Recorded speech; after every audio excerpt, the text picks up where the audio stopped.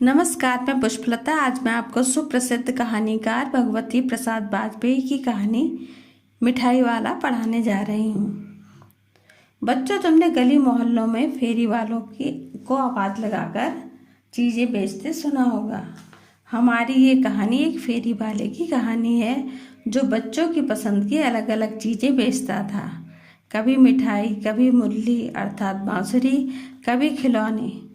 उसका व्यवहार इतना अच्छा था कि बच्चे बड़े सभी उसे बहुत पसंद करते थे।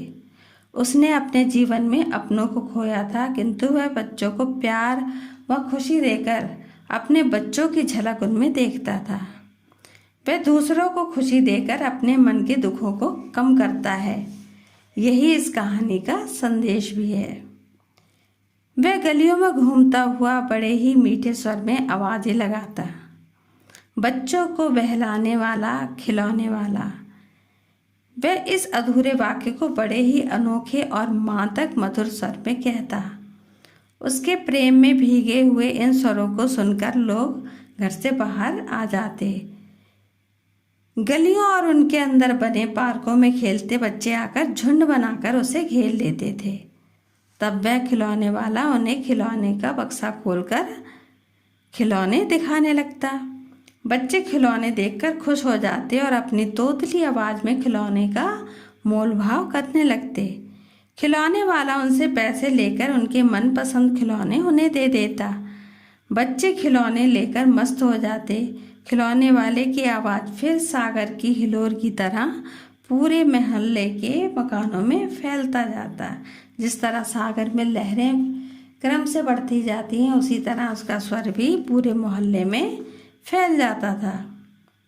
वही राय विजय बहादुर के दोनों बच्चे रहते थे, चुन्नू और मुन्नू। चुन्नू और मुन्नू उसी खिलौने वाले से खिलौने लेकर घर आते हैं और अपने अपने खिलौनों को अच्छा बताते हैं। चुन्नू कहता है, मेरा घोला कैसा छुंदल है। मुन्नू बोलता, और देखो मेला कैसा छुंदल है। दोनों अपने हाथी घोड़े लेकर घर में उछल कूद कर खेलने लगते।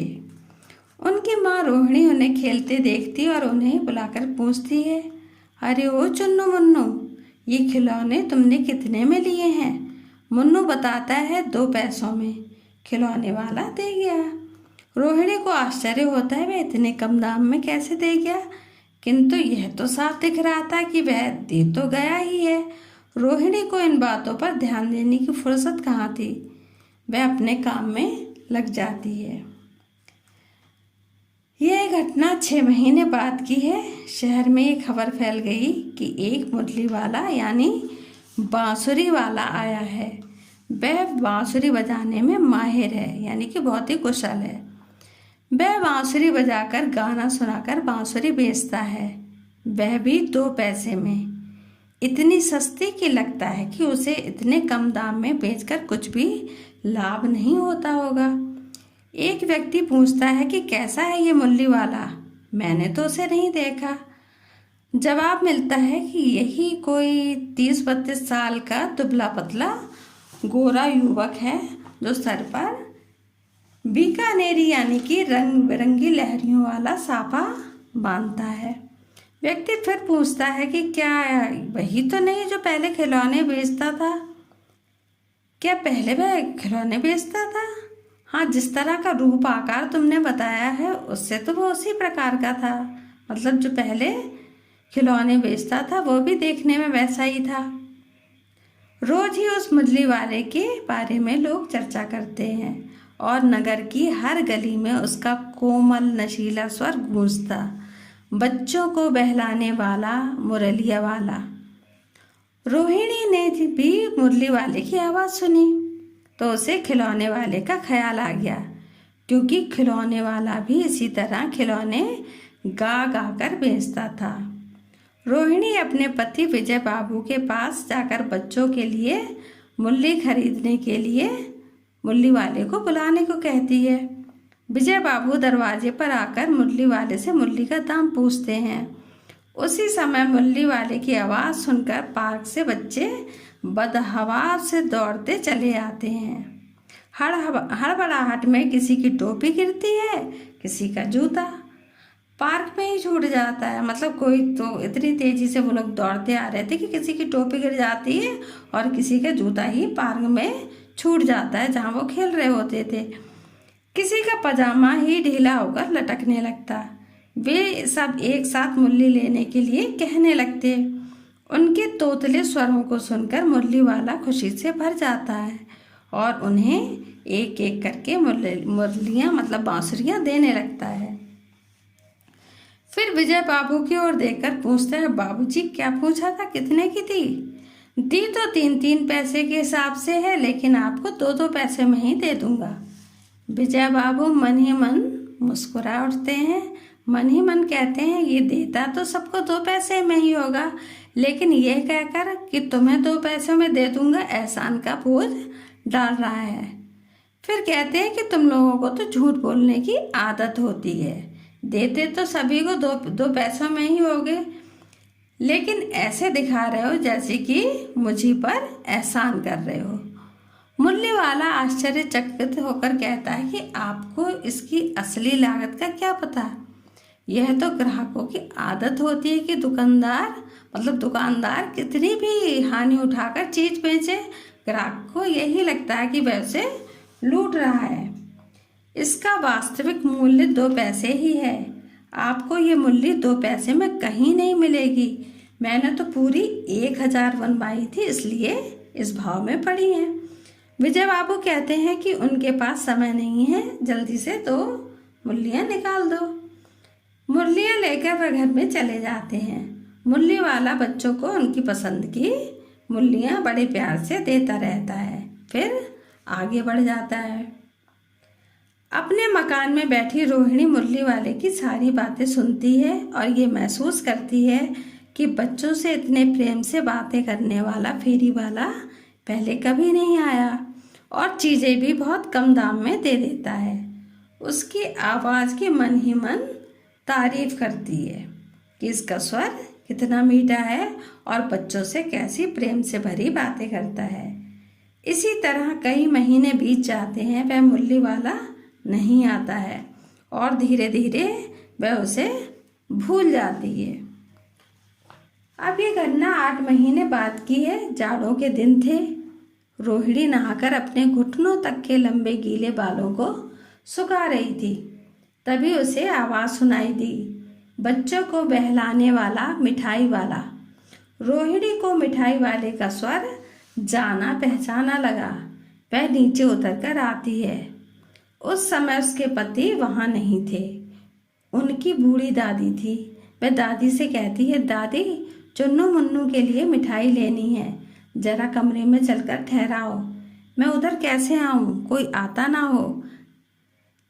जरा हटकर मैं भी चिक्की ओट में बैठी रहूँगी।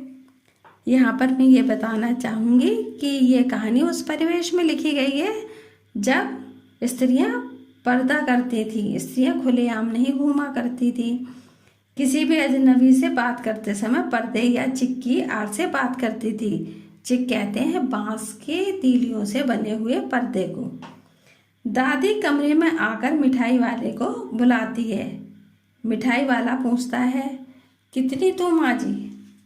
वह अपनी मिठाइयों की तारीफ करता है कि ये रंग बिरंगी खट्टी मीठी स्वादिष्ट मिठाई है जो खांसी को भी दूर करती है। 1 पैसे में 16 गोलियां देता हूँ। इस पर दादी कहती है कि 16 तो बहुत कम है, कम से कम 25 तो दो। मिठाई वाला इससे अधिक देने से मना करता है। रोहिणी दादी से कहती है कि ये तो फिर भी काफ़ी सस्ती दे रहा है, 4 पैसे की ले लो। मिठाई वाला मिठाइयाँ गिनने लगता है। दादी कहती है 4 रुपए की ही दे दो, 25 ना सही 20 ही दे दो, मुझे ज़्यादा मोल भाव करना तो आता नहीं। रोहिणी दादी से कहती है कि वह मिठाई वाले से पूछे कि वह इस शहर में पहले भी कभी आया है या पहली बार आया है, क्योंकि ये यहाँ का तो रहने वाला लगता नहीं। दादी उससे पूछती मिठाई वाले से। उससे पहले ही मिठाई वाला उत्तर देता है कि वह पहली बार नहीं और भी कई बार आ चुका है।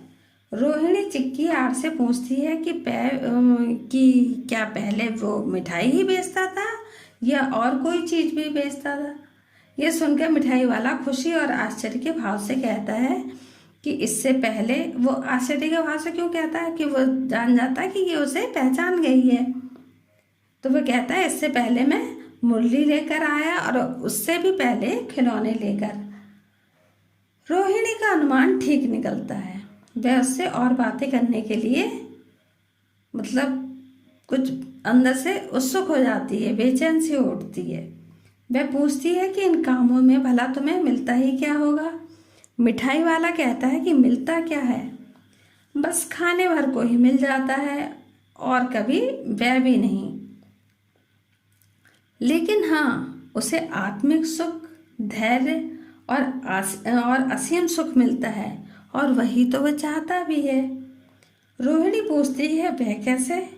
मिठाई वाला कहता है कि उन बेकार की बातों में अब क्या रखा है। उन बातों को सुनकर रोहिणी को दुख ही होगा, किंतु रोहिणी उस मिठाई वाले की कहानी जानने के लिए उत्सुक थी। वह कहती कि यदि मिठाई वाले का नुकसान हो रहा हो तो वह और मिठाई ले लेगी।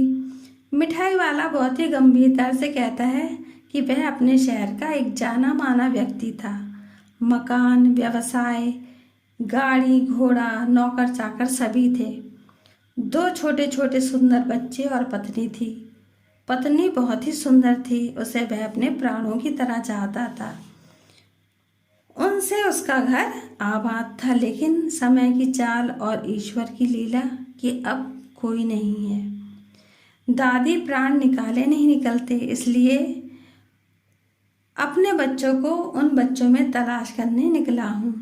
आखिर कहीं तो उन्होंने जन्म लिया ही होगा। उनकी याद में घुलकर मरने से अच्छा है इस तरह सुख शांति से मरूं। मुझे बच्चों में अपने बच्चों की झलक दिखाई देती है। मतलब और बच्चों में जो उसके सामान खरीदने आते थे, उससे चीज़ें खरीदते थे, उनमें वो अपने बच्चों की झलक देखता था। पैसों की कोई कमी नहीं, आपकी दया से पैसे तो काफ़ी हैं। जिस चीज़ की कमी है उसे इस तरह बच्चों को खुशी देकर पा जाता हूँ। रोहिणी देखती है कि मिठाई वाले की आंखें आंसुओं से भीगी हुई हैं। उसी समय चुन्नू मुन्नू आकर रोहिणी से लिपटकर मिठाई मांगते हैं। मिठाई वाला 2 पुड़ियों में मिठाई रखकर चुन्नू मुन्नू को दे देता है। रोहिणी अंदर से पैसे देती है, लेकिन मिठाई वाला पैसे लेने से इनकार कर देता है। दादी उससे पैसे लेने को कहती है, ले भाई अपने पैसे ले जा, लेकिन वह उसे अनसुना कर देता है और आगे बढ़ जाता है। उसका सुरीला कोमल स्वर सुनाई देता है, बच्चों को बहलाने वाला मिठाई वाला। तो ये वीडियो यहीं पे समाप्त होती है। धन्यवाद।